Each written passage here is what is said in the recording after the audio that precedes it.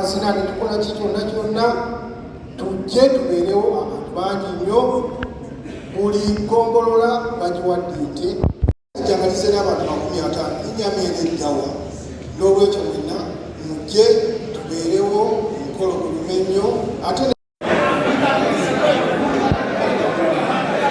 tuyambe kwekyo ekyettaka kyekizibu ekiri mu kitenga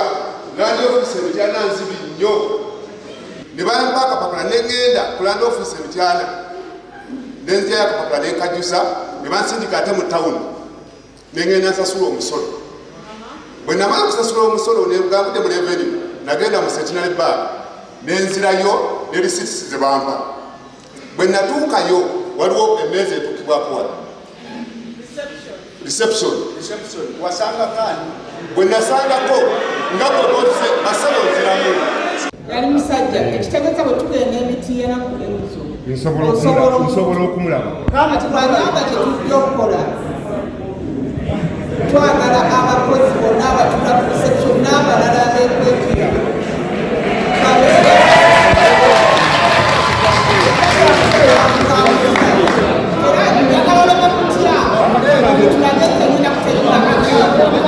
naye nze nange mbiwulira nti mwami Kigongo akola bubi naye sifunangako complete epininga mwami ani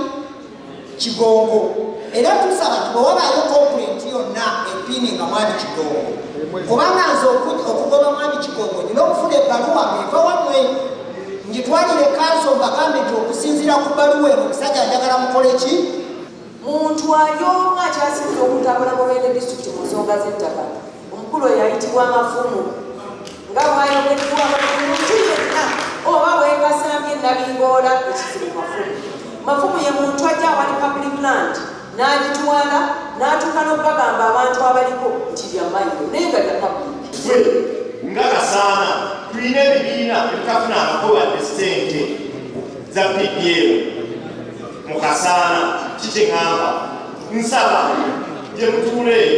mukonsitalingekuko ebifo ebinene kati nga Kasaana erina abantu